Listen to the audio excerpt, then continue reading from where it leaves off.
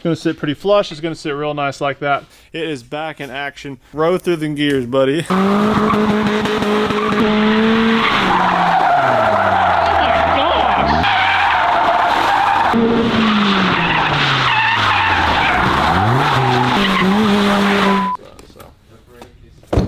What is up, guys? Welcome back to another video. Today we have a very special install on our Z3. This is one of our mini beaters we have, and today we're going to be doing a hydro e-brake. So come over here, let me show you kind of what we got going on, and then we'll walk you through it. So we have an ASD hydro. We even got the Willwood calipers, which are super fancy. Got the Drift HQ, a little bolt-on plate. This is the Leo Grande dual caliper bolt-on bracket. Super nice little piece here. A little pricey, but really nice quality, and it'll make it a lot easier than having to weld on those tabs, which are super annoying. And then we have our Chase Bays hydro lines. These are for an E36, but it should do the trick. So we got all the pieces to the puzzle here. So let's go ahead and get started. Take it off the rear tires and get to work.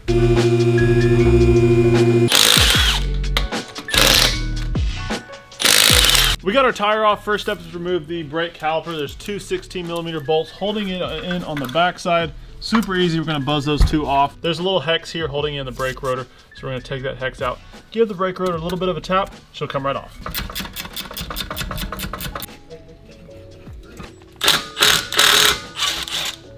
A little trick to get these brake rotors off is to take a dead blow hammer and actually hit it like this all the way around it. It'll kind of free it up. Break out the big guns. There it is. Already with that brake rotor off, we got to go ahead and take the stock handbrake, which doesn't work anyways, which that's what all this mess is. So there's two little springs. You kind of stick a screwdriver in there, twist them. Sucks. Already with that brake rotor off, it is time to go ahead and take the stock handbrake off. We're not going to use it anymore. This one didn't even work in the first place, so we're just going to take our screwdriver, turn this about 90 degrees. It'll pop out. There's one on this side, 90 degrees. The spring will kind of pop out. There we go. Okay. Had to get a little centerpiece out. I forgot. And then take this off. And then it just kind of all falls apart, which is nice. Don't need that. So now the stock cable is actually going to be sitting down here on the bottom. If you can get a shot of that, we can push this little pin out. Little pin right there. We're going to push that all the way through, and that's going to fall out. And that's actually the stock cable. So what I'm going to go ahead and do is push that back into the hub, and if you reach around the back side of it, the cable is chilling. That's what this long schlong is. We're going to take it and pull it out. You can either leave it jammed kind of in there, or you can take it out completely from the chassis. I might actually end up just cutting this and kind of seeing where that leads us, but for now it's out of the way, good to go. And we're going to take off this dust shield. There are a few 10mm bolts sitting around the hub. We're going to go ahead and buzz those off.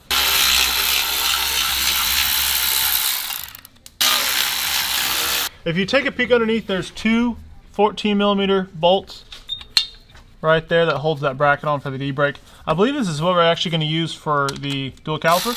So we got to take this stock piece off and make room.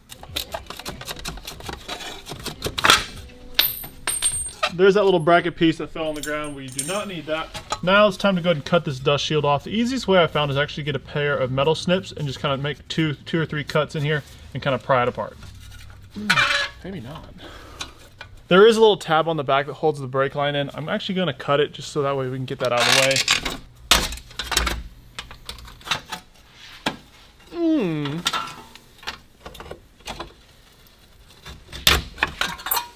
Alrighty, this Leo Grande kit's pretty straightforward. It's labeled right-hand drive on this one side. I'll leave a link down below of all the parts and tools we use, so make sure you go check it out. This is the right-hand side. It even comes with nice little hardware, nice little thread locker. So we're going to make sure to use that thread locker and the correct hardware and torque it down to the correct spec.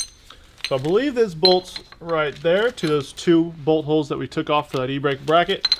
Bolt that there, and then that way that caliper will sit right here. The stock caliper will sit right next to it.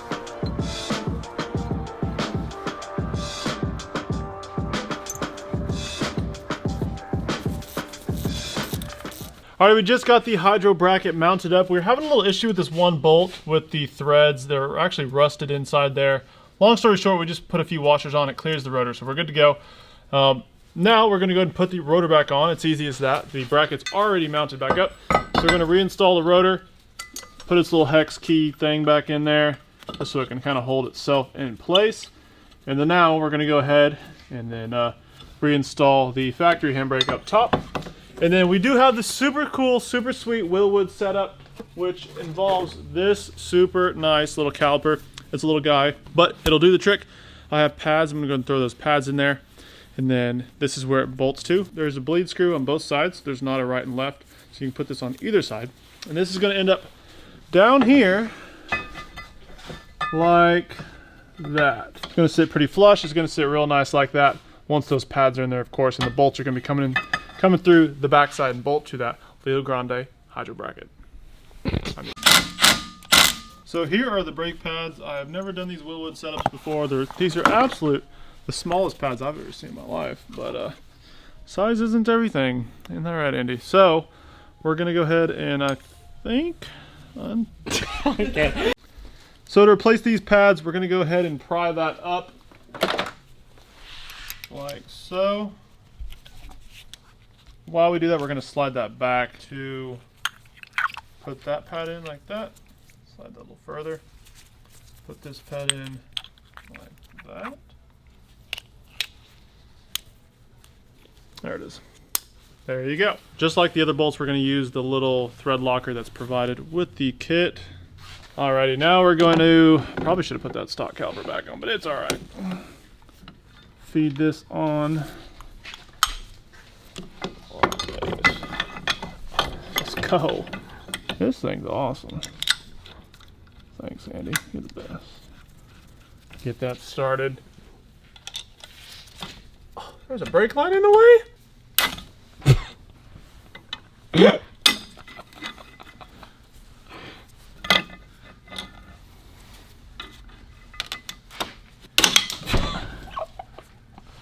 Delete the whole system. You don't need it. Ooh, get dripped on. Actually, I'm gonna delete that whole nub. Give me that nub, boy. Already on the back side there is a little brake line. There was a clip on here, I broke it off. I don't know if Andy got that. So I'm gonna go ahead and, how does this work? I'm gonna bend this little nub off. Ooh. All right, now we got a little space. Put that bolt in. Let's go ahead and tighten those down, put the stock caliper back up, and then we can start running the lines. It's there. All right, we got this side completely wrapped up. Come around here, you'll see I added one zip tie to replace that little clip I broke, and also I did one for the top for the brake wear sensor. So all these lines are nice and secure in place. Both calipers are tightened down and ready to rock and roll. So this side's done. The guys are working on the other side. Now I'm gonna go ahead and start planning kind of where I wanna route my my lines. So if you kind of look underneath the car, we have a few options. We can kind of go through the spare tire where that sits, or we can go through more of the chassis. I'm gonna have to play around with a few things and see how that's gonna route. That's next on our list. All right, we've made it inside the cabin of the Z3. Now it is time to install the hydro handle. I am missing a few bolts. I need to find them, so that's why it's a little bit floppy. But anyways, we're gonna go ahead and put this about here. However, we do need to cut up this piece of plastic a little bit. So I marked a slight black line there. So we're gonna do one small cut there, and then we're gonna do another cut back here and kind of give some room for the reservoir. So to get this, also, here is our metal plate. Obviously we need to kind of weld this. I'm gonna tack weld it to the chassis just to make it a little easier. I think you can drill holes and put nuts on the back, but I'm just gonna tack weld it to make it a little bit easier. We gotta get this console piece up. There were a few screws kind of underneath here. This is an old car, so some of these were not even here to begin with. There were some tucked along the back on the side, so it's already kind of loose as is. We're gonna remove that and then slightly and carefully unplug all these switches, which just kind of pop up. Ooh, a spoon! We're gonna make sure to unplug all these electronics as we go and take this whole center console out. Alrighty guys, it is the next day. We figured out a little something with this bracket. So I ended up wanting to actually drill holes and bolt this in. So these bolts are just sitting in there right now. I went ahead and marked and drilled a few holes in this bracket and in the chassis. And then what I had to do first is actually mount the hydro to the plate, so that way I could actually get to the nuts, because if you can see underneath, you won't be able to tighten the nuts once the plate is actually mounted to the chassis. So the hydro is currently mounted to the plate. Now we're going to get the car up in the air and bolt this plate down, put the nuts on the back of this underneath the car. That way the plate will be secure, hydro will be done, and we can go ahead and start routing the line, kind of tucking it. We'll probably tuck it under this carpet as much as we can and then through the chassis somewhere. We still haven't decided though. They're a little tough to see, but we did get them through. We're gonna put the nuts on them right now, get that plate secured. All right, we just got the hydro lines all fitted up. I made a little mistake earlier. The inlet actually goes to the back. It was covered up by a sticker. So this was kind of a learning process. And then there are bleeder screws on all 4 corners of the caliper. I'll come back to the bleeding process here in a second. So I went ahead and tied up the brake line, kind of followed the entire hard line as much as I could up, and this side, the driver's side went over the diff, and right here is where it tees and ends up going into the chassis. And then the passenger side, like I said, just kind of follows the hard line all the way to the caliper. So the bleeding procedure was a bit tricky with these. They end up sitting kind of on the bottom of the hub. And so what we ended up having to do is actually take this one bolt out and pivot it on this other bolt where it's not quite off the rotor, but just enough where the pads can squeeze. And that way we can go ahead and bleed this top bleeder screw and then the other one that is in the front. You have to bleed both sides, so the back top one and the front top one. Bottom ones you don't mess with, you only gotta do the top. It's not going in there. I don't know what that was. Row through the gears, buddy. Well, the hydro is officially installed, bled, and is working really well. We went ahead and reinstalled as much interior as we could. This is a beater, so it is not going to be perfect. Nonetheless, it is back in action. So we got our little line running back to our calipers, and then the hydro is perfectly mounted. We could have taken our time and trimmed a little bit better, but like I said, it's a beater. It's going to serve its purpose. And so now it's time to go test.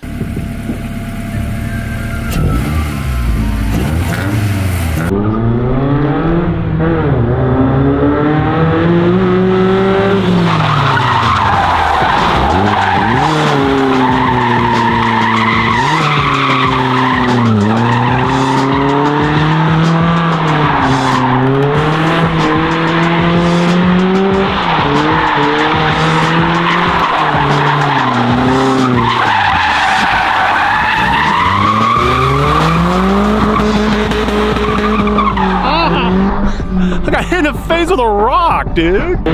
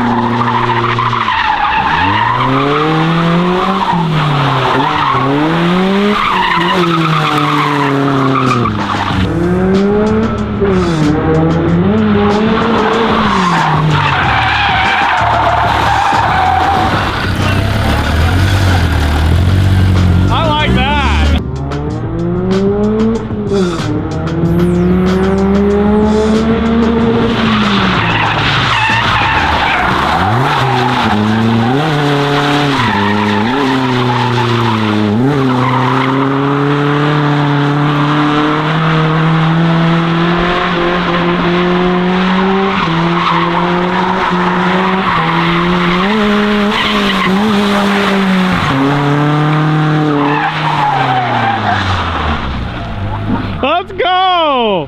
Can confirm the hydro feels good. Back to the shop. Alrighty guys, that is going to do it for this video. If you liked it or if it helped you out at all, make sure to let me know down in the comments. We got everything linked, all the parts and tools we use in the description below, so make sure to go check out the shopping list. Make sure to give the video a thumbs up, guys, and subscribe. Thanks for watching. I'll catch you guys in the next video. That's a bet, right? That's a deal, right? That's a deal, right? That's a bet, right? That's a deal, right? That's a deal, right? Hey, coming down like precipitation. I ain't never met a limitation.